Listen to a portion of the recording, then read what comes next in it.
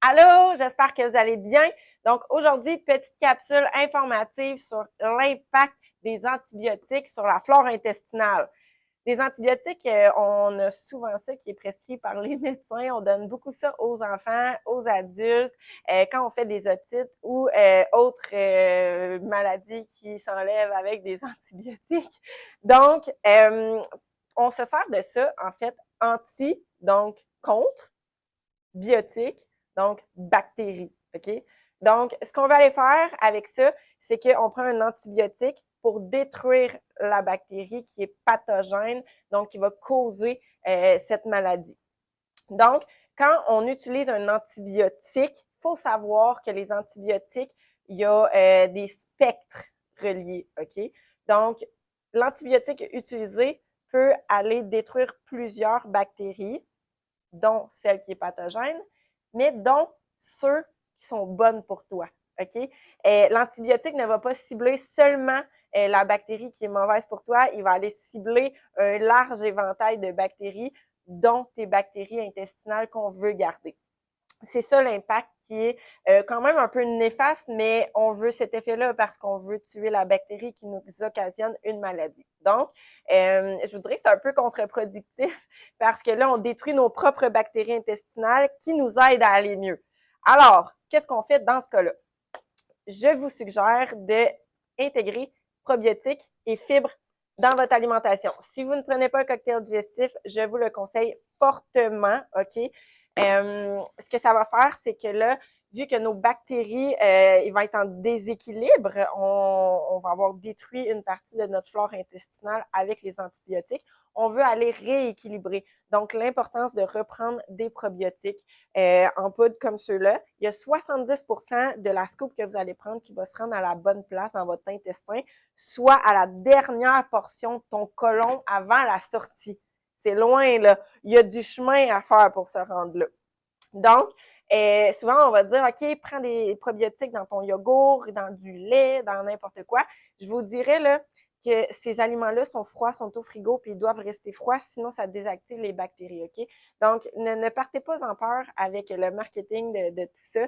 Je vous dirais que c'est très peu efficace, donc ça ira pas faire la même chose que de prendre des suppléments de probiotiques qui vont être en poudre, mais qui ne sont pas sur les tablettes. La raison du pourquoi il n'est pas dans le frigo, c'est que il y a une capsule qui entoure la bactérie. La bactérie, elle s'est protégée, elle a décidé de se faire une petite bulle de protection, une petite spore de protéines pour la protéger contre l'acidité gastrique et la chaleur de ton estomac.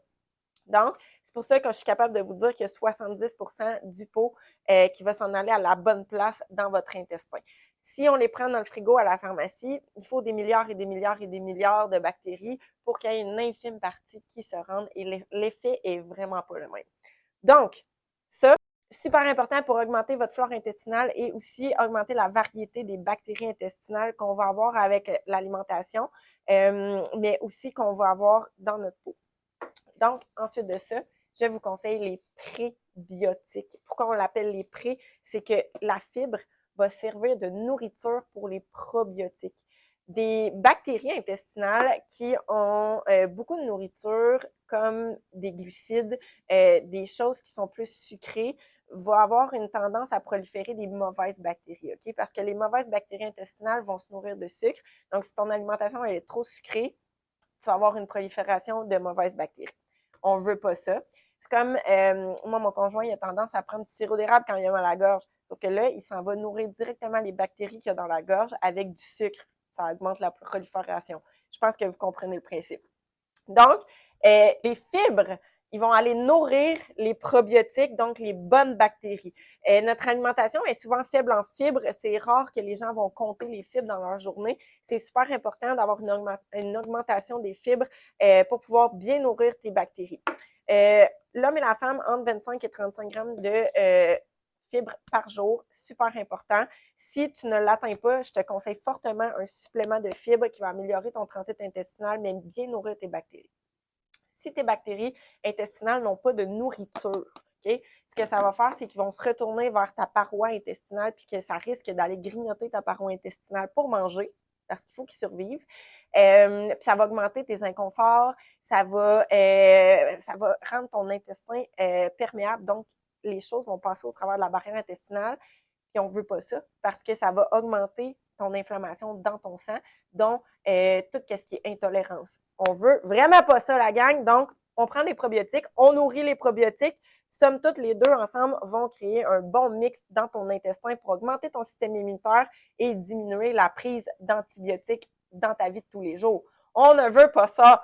On essaye de s'en éloigner. Donc, on augmente le système immunitaire. Puis, les bonnes bactéries sont vraiment essentielles pour aller créer certaines vitamines qu'on n'est pas capable d'aller chercher dans l'alimentation, que c'est nos propres bactéries qui vont créer, mais d'autant plus que ça va aider à bien synthétiser, donc créer tes hormones naturelles.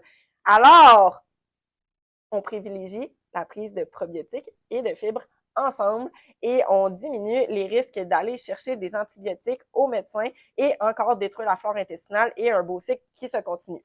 Donc voilà, j'espère que vous avez bien appris et je vous recommande fortement d'aller acheter tout ça